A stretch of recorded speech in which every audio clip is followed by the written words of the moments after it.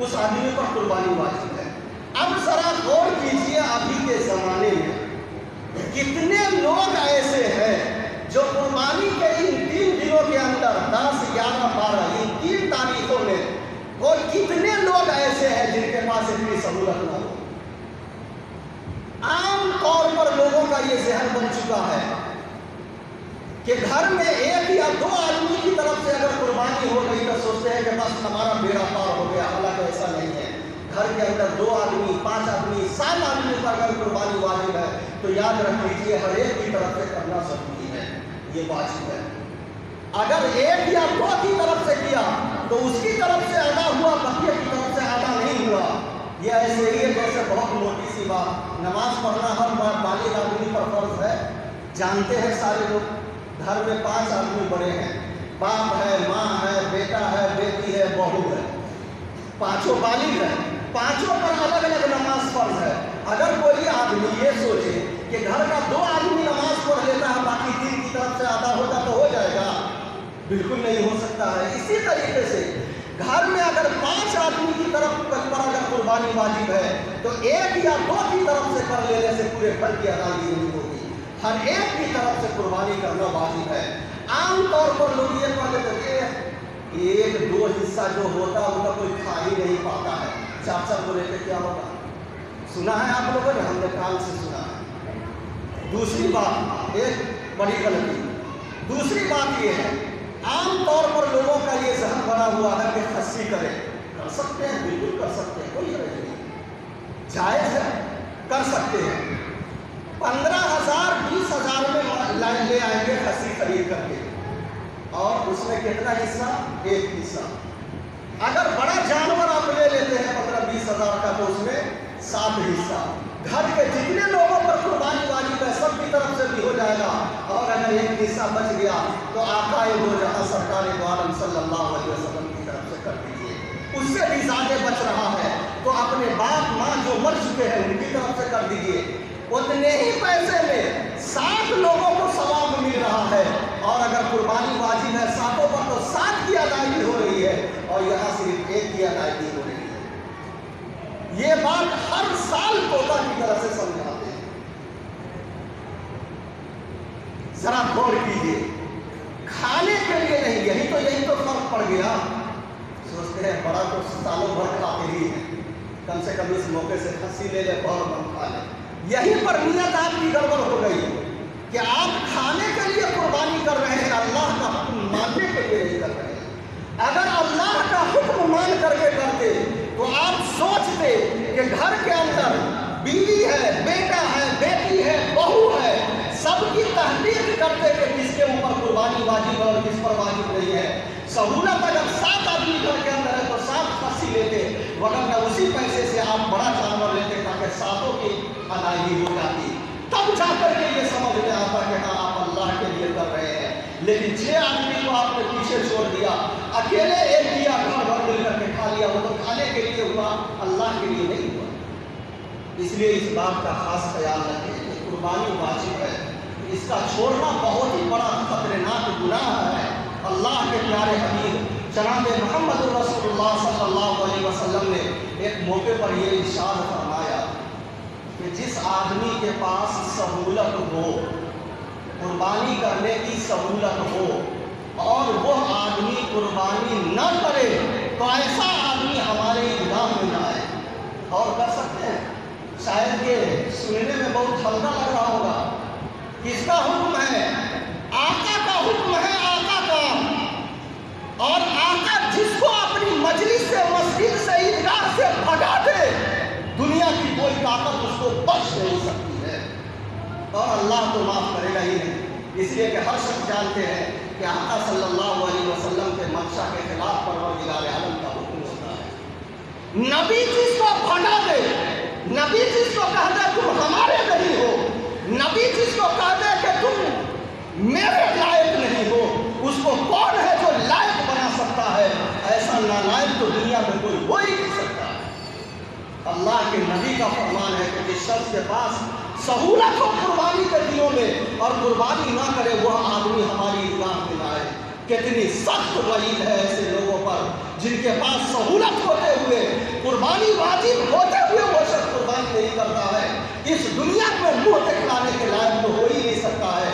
मरने के बाद क्या हौसर होगा, मैदान महशर में हौसर कौसर के पास कैसा मुंह लेकर के जाएगा आका के सामने। और कीजिए, हौसर कौसर पे तो सबको जाना है क़यामत के दिन, किस मुंह से जाएगा इंसान। इसलिए सोचिए तन्हाई में और फिक्र कीजिए। अगर आप लोगों में से हर आदमी कोई न कोई कारोबार से जुड़े हुए हैं, बहुत मोटी सी बात बतला रहा हूँ, जरा गौर कीजिए। जब भी आदमी कोई कारोबार शुरू करता है तो उसमें जो लोग जानकार होते हैं, उस लाइन के तजर्बाकार होते हैं, तो आदमी 5-10 आदमी तजर्बाकार से मशवरा लेते हैं कि हम ये काम शुरू करने जा रहे हैं, कैसा रहेगा, नुकसान से कैसे बचेंगे, करते हैं या नहीं करते। क्यों? इसलिए कि दुनिया का चंद रुपये का फायदा है। आप दुनिया के लिए मारा मारा फिर रहे हैं, मशवरा ले रहे हैं ताकि नुकसान न हो तजर्बाकार से, और दीन पर अमल करने के लिए, कुर्बानी पर अमल करने के लिए, नमाज पर अमल करने के लिए, रोजे पर अमल करने के लिए कभी आपने वक्त निकाल करके जानने वालों से पूछा? नहीं पूछा। अगर पूछा होता तो इस तरीके की बात ही नहीं आती। इसलिए दीन सीखना पहले जरूरी है, दुनिया कमाना बाद में जरूरी है। ईमान होगा तभी सारी चीजें दुरुस्त है, और अगर ईमान नहीं है तो सारी चीजें दुरुस्त है। अल्लाह के प्यारे हबीब जनाब मोहम्मद रसूलुल्लाह सल्लल्लाहु अलैहि वसल्लम ने इतना बड़ा सवाब बतलाया कि बकरा के, जानवर के बदन पर जितने बाल है, एक बाल के बदले में एक नेकी मिलती है। और कल क़यामत के दिन अल्लाह पाक इस जानवर को बाल, नाखून और खुरों के साथ मोटा ताज़ा करके मीज़ान आदल में डालेगा अल्लाह पाक, जो भारी होगा। कितना बड़ा दुनिया में भी फायदा खाने को मिल रहा है, मरने के बाद भी इसका सवाब। जिस वक्त अदालत अल्लाह पाक की लगेगी, हिसाब और किताब होगा, तराजू में भी उस वक्त नाम है अमाल में भारी, फिर आदमी अपनी बड़ी इबादत से कैसे बाकी हो जाता है। दूसरी बात यह है कि कुर्बानी अपने हाथ से करना चाहिए। हज्जतुल विदा के मौके पर आका इनामदार जनाब मोहम्मद रसूलुल्लाह सल्लल्लाहु अलैहि वसल्लम ने 100 ऊँटों की कुर्बानी की, जिसमें से 63 ऊँट अल्लाह के नबी सल्लल्लाहु अलैहि वसल्लम ने अपने हाथ से कुर्बानी की। बाकी 37 जो बच गए तो सय्यिदना हज़रत अली रज़ियल्लाहु तआला अन्हु से फरमाया कि बाकी तुम करो। पता चला कि खुद अपने हाथ से करना यह अफजल तरीका है, और अगर खुद नहीं कर सकते हैं तो कम अज़ कम जिसके नाम से कुर्बानी है वहाँ खड़े रहना चाहिए और वहाँ पर साथ देना चाहिए। अल्लाह के नबी सल्लल्लाहु अलैहि वसल्लम ने अपनी लख्ते जिगर सय्यदा हज़रत फातिमा ज़हरा रज़ियल्लाहु तआला अन्हा से फरमाया था कि फातिमा उठो, जाओ अपने कुर्बानी के पास खड़ी हो जाओ, क्योंकि वहाँ गैर महरम का मामला नहीं था। इसलिए औरतों के नाम से अगर कुर्बानी हो, गैर महरम है तो वहाँ न जाए, और अगर महरम ही महरम है तो औरतों के लिए बेहतर है वहाँ खड़े होना। आका सल्लल्लाहु अलैहि वसल्लम ने ये हुक्म दिया था अपनी बेटी से।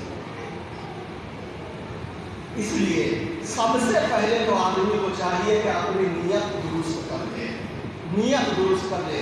वलाकी यनालुहु तक़वा, चूँकि अल्लाह पाक के पास हम लोगों का ये ज़ाहिर अमल कुछ नहीं पहुँचता, बल्कि अल्लाह पाक नियतों को देखता है, तक़वा को देखता है। इसलिए नियत का दुरुस्त होना पहले ज़रूरी है। इसके अलावा आखिर में एक बात यह अर्ज़ करनी है कि हम लोग जिस सरजमीन पर ज़िंदगी गुजार रहे हैं और जिन हालात से हम लोग गुजर रहे हैं, वैसे तो ये चूँकि खाने पीने की भी चीज़ है, शरीयत ने ये कहा कि खाने की चीज़ों को छुपा करके रखना चाहिए, छुपा करके रखना चाहिए, ले जाना चाहिए। खास करके इस मौके से ये 3 दिन का जो मौका होता है, 10, 11, 12, सारे लोगों की निगाह हुआ करती है। इसलिए ये कुर्बानी वाला अमल जहाँ भी करे मुकम्मल एहतियात से करे, किसी को तकलीफ न हो। चूँकि शरई एतबार से किसी को दूसरे को तकलीफ पहुँचाना जायज़ नहीं है, चाहे मुसलमानों के अलावा जो भी कौम हमारे महल्ले पड़ोस या गाँव में हो, कहीं पर भी हो, तकलीफ किसी को पहुँचाने की इजाज़त शरीयत में नहीं दी है। इसलिए ये कुर्बानी जब हम करें तो पर्दे में करें اور اس کے ساتھ میں ہی اس کی جتنی غلاظت ہوتی ہے، جتنی چیزیں ہوتی ہے، اس کو جو کنارہ لگائے تو سوچ سمجھ کر کے لگائے، صفائی کا اہتمام کرے۔ اور ابھی جو سوشل میڈیا کا زمانہ ہے، یہ نوجوان لڑکے سب دور دراز سے بھی ویڈیو کر لیتے ہیں، فوٹو کھینچ لیتے ہیں۔ عمر دراز حضرات اگر چاہے بھی اگر وہاں پر احتیاط کرنا تو بعض لوگ جو ہے نا دور سے ہی فوٹو کھینچ لیتے ہیں موبائل پر اور اس کو ڈال دیتے ہیں۔ کیا بھائی سعودی میں دوست اس کو دیکھ رہے ہیں، بیٹا ہے فلاں ہے فلاں ہے، بیوی فوٹو کھینچ کے شوہر کو دے دیتے، کہاں سعودی میں ہے، یہی یہی معلوم ہوا ہے، بڑا خوبصورت ہے، ایسا ویسا۔ یہ سراسر غلط ہے۔ ان چیزوں سے حتی الامکان بچیے، اور بچنے کی ضرورت ہے۔ یاد رکھ لیجئے، بسا اوقات یہ کام کرنا شرعی اعتبار سے حرام ہو جاتا ہے۔ آپ ایک جائز کام کر رہے ہیں، تھوڑی سی چوک کی وجہ سے وہ آپ کا حرام ہو رہا ہے، ایسا کام کیوں کرے گا؟ اس لیے یہ فوٹو وغیرہ کھینچنا یا اس کام میں بد احتیاطی کرنا، ان چیزوں سے بچے، پردے میں کرے، غلاظت وغیرہ جو بھی ہو صاف صفائی کا اہتمام کرے، اور اس کی جب اس کو صحیح جگہ ٹھکانے لگانے کی کوشش کرے تاکہ اس کے بدبو سے، بلن وغیرہ کی وجہ سے یا کسی بھی چیز کی وجہ سے کسی دوسروں کو تکلیف نہیں پہنچے، اس لیے کہ دوسروں کو تکلیف پہنچانا یہ سراسر حرام ہے۔ اس سے بچنے کی کوشش کرنی چاہیے۔